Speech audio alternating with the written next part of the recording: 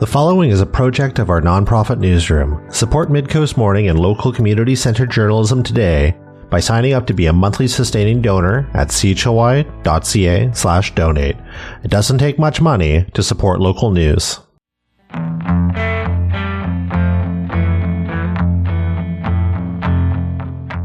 Hello and welcome to Midcoast Morning.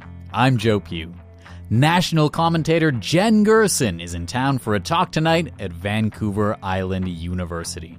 Titled Free Speech in the Digital Age, The Problems of Censorship and the Perils of Regulation, the lecture will touch on the Canadian media landscape, the Online News Act, and Meta's ban on news in Canada. Gerson has been published in the Globe and Mail, CBC, the National Post, the New York Times, and also co-founded independent Canadian media outlet The Line. Our reporter Mick Sweetman spoke with her ahead of tonight's lecture. How do you feel like regulation kind of fits into this? And, specifically kind of, we have the new Online News Act in Canada. Sure.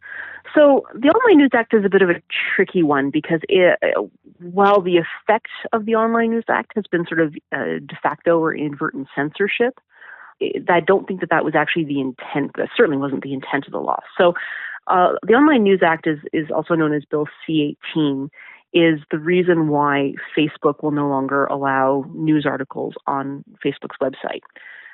That's not because the law has banned Facebook from putting news on its website. Rather, what happened with C-18 is there was a concerted effort by mostly legacy media organizations to create a lobby or an industry group that was able to go to the government and say, essentially, their business model was collapsing. Traditional media's business model was collapsing, and that the government ought to respond to that collapse by finding ways to pour money into traditional media. Of course, the government was reluctant to just, subsidize a lot of these organizations outright for a lot of good and interesting reasons. So instead, they came up with a kind of convoluted mechanism called C-18. C-18's idea was the argument that the newspaper consortiums and such were putting forward was that the big tech companies like Google and Facebook weren't distributing their content for free. Rather, they were stealing their content and trying to sell advertisements off of their content. And that there was a huge disparity of power and leverage between the media organizations and these big tech companies.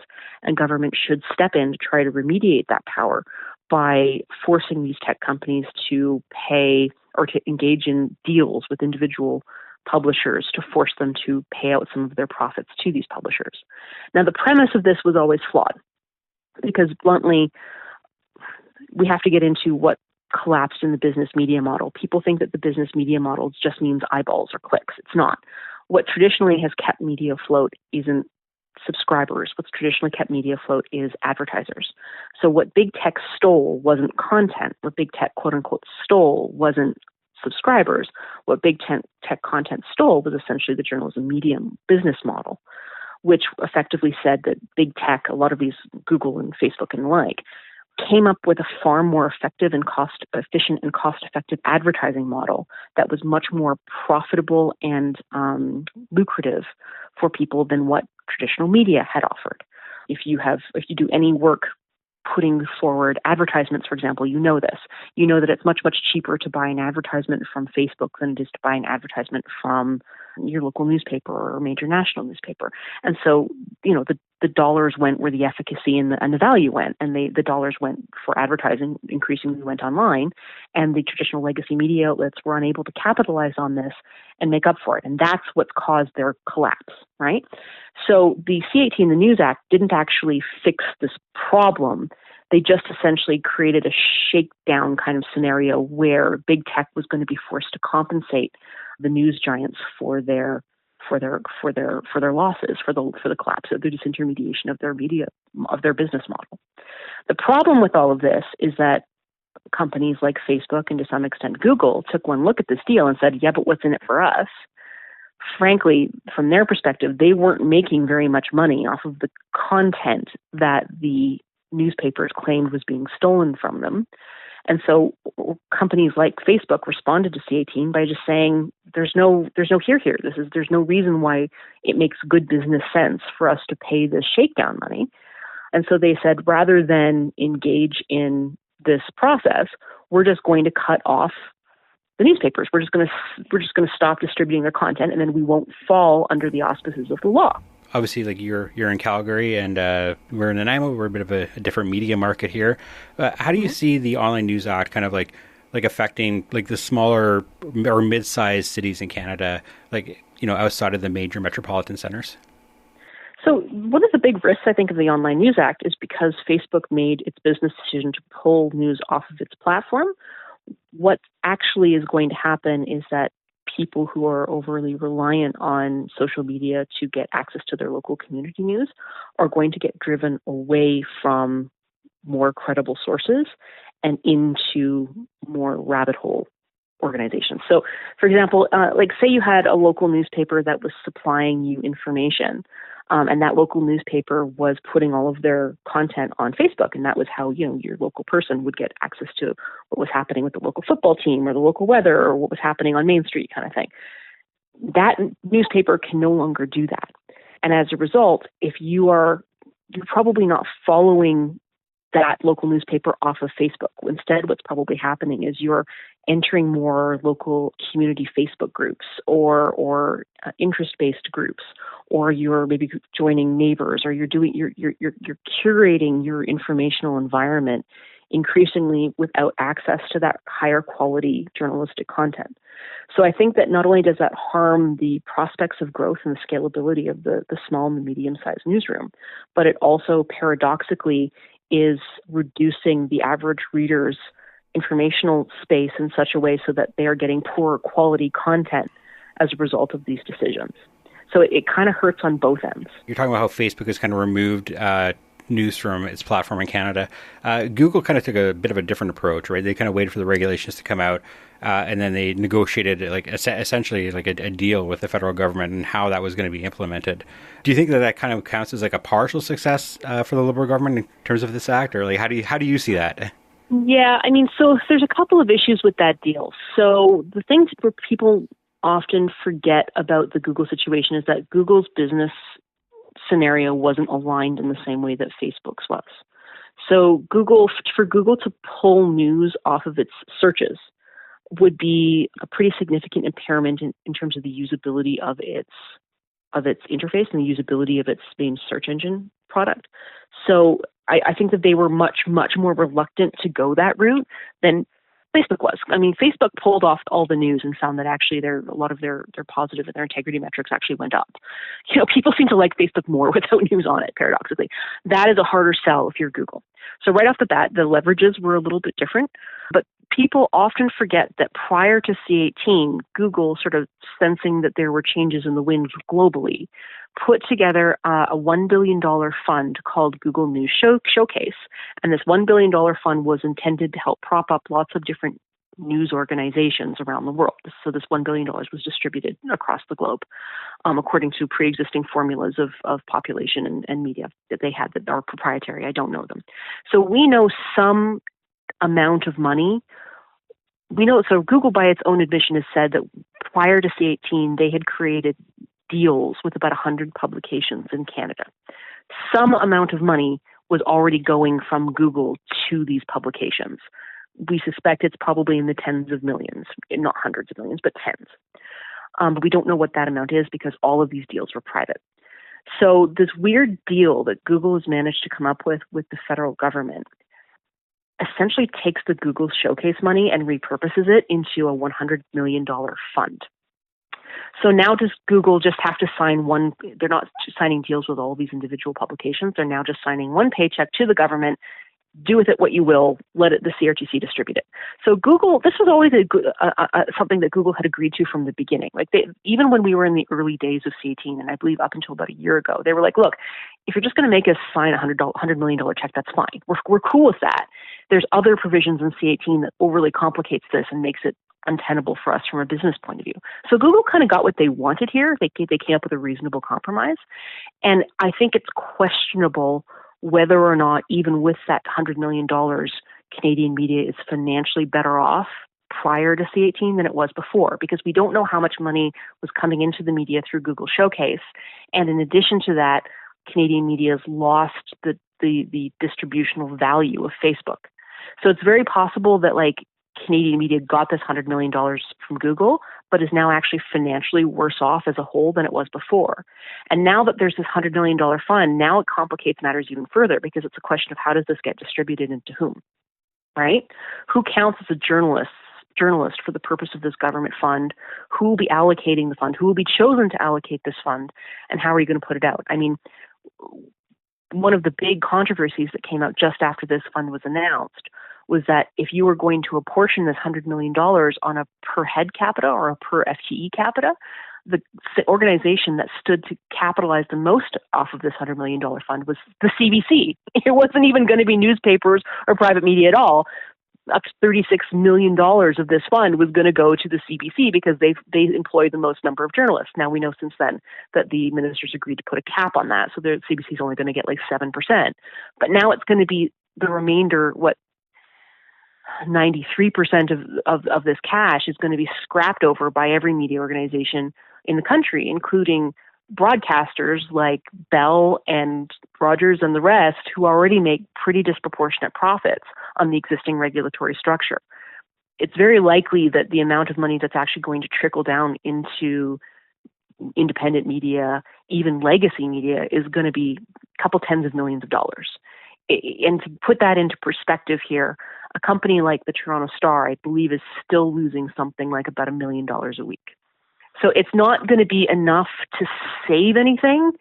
It is going to be enough to undermine the credibility of the industry as a whole, and it is going to be enough to shift and pervert incentives away from creating news organizations that cater to their audiences as opposed to government or corporate funding. Midcoast Morning. We'll be right back.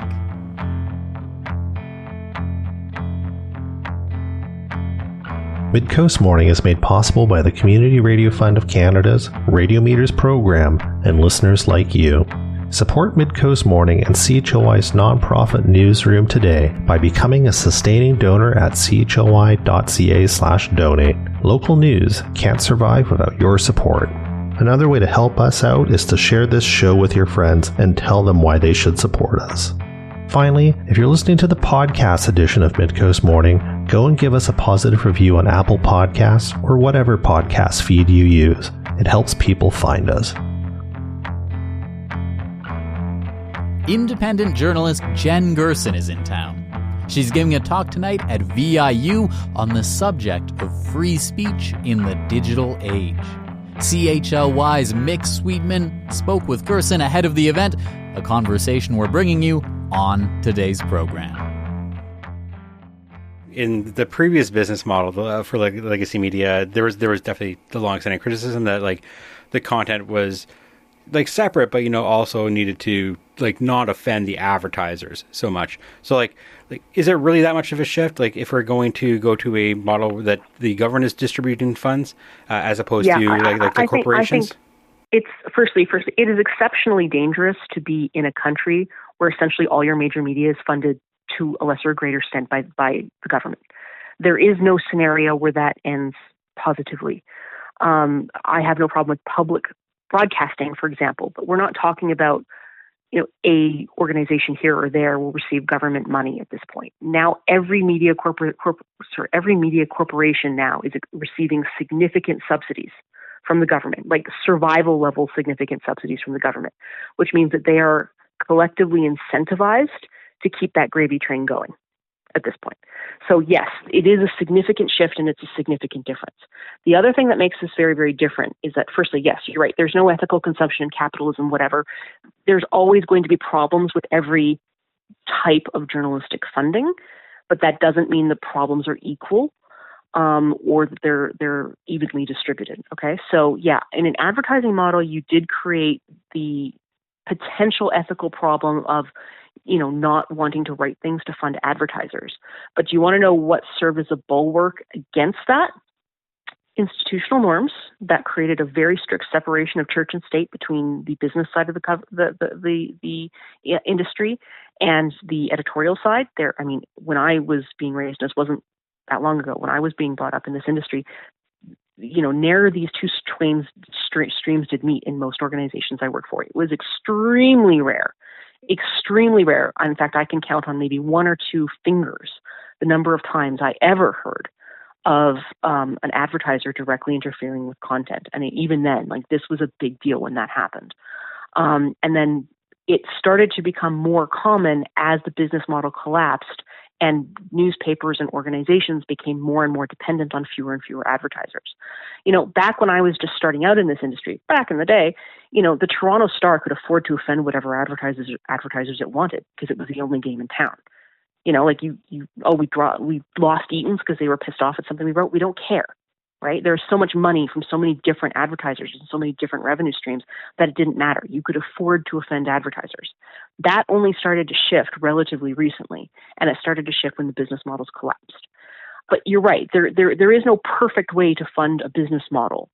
And there isn't one. I mean, right now, I think that a lot of independent media are experimenting more and more with purely reader-funded models, and that creates significant upsides and significant independence for those writers, and myself included.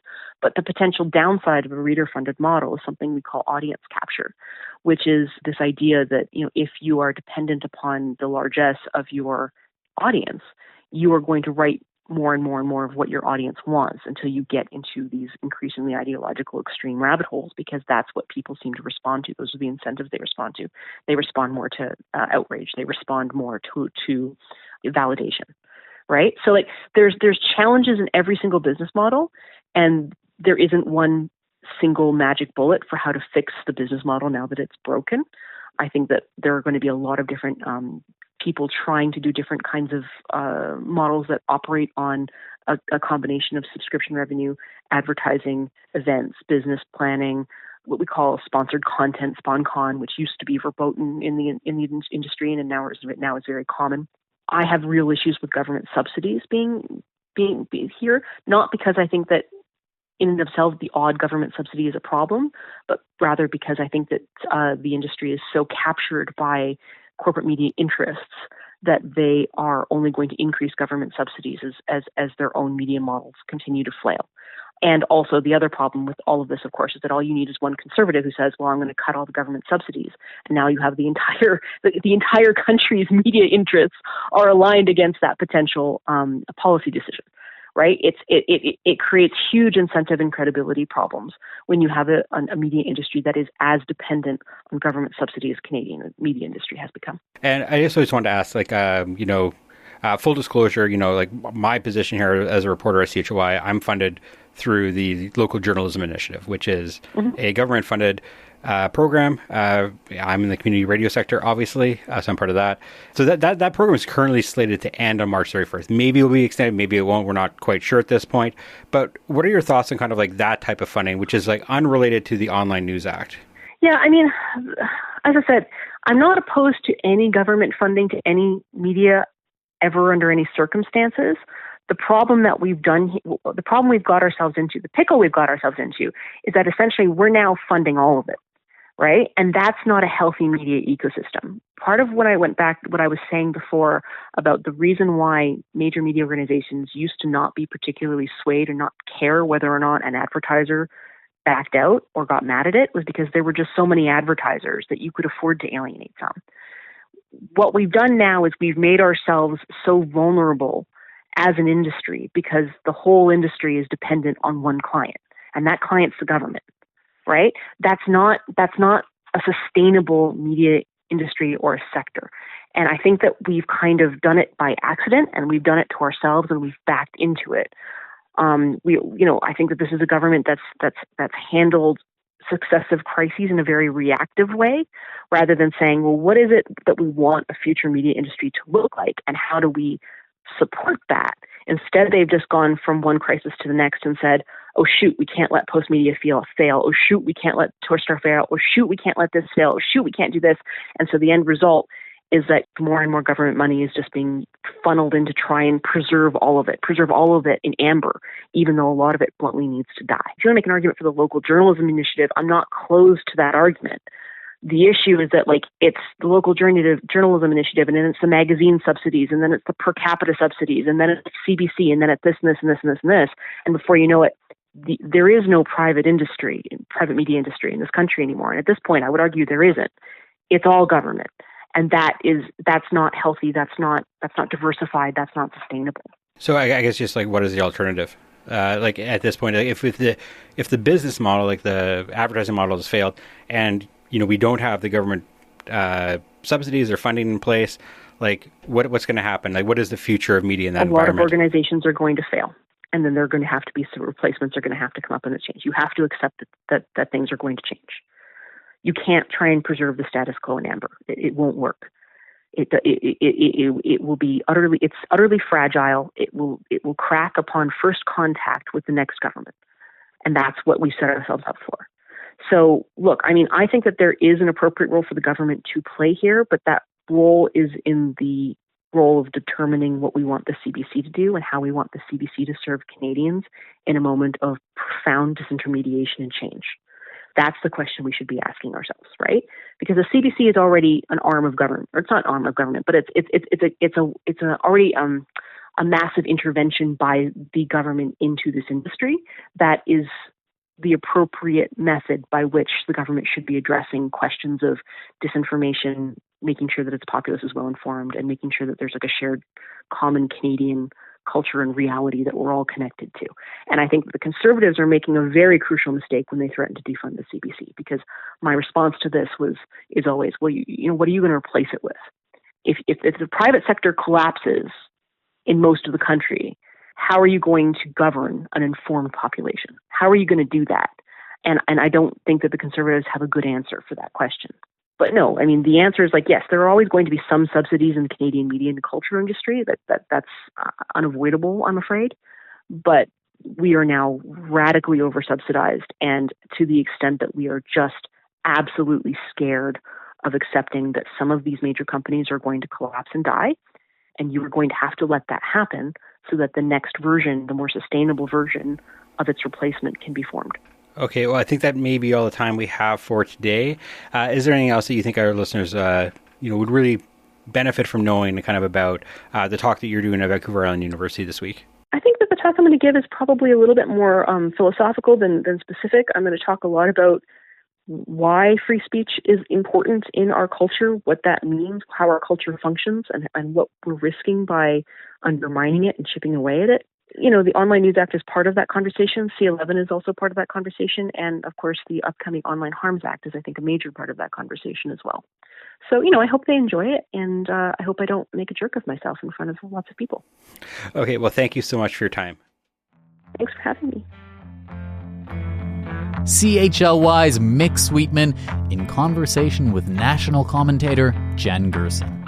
Gerson will be speaking tonight, Wednesday, January 10th, at Vancouver Island University, starting at 6 o'clock in Building 355, Lecture Hall 203.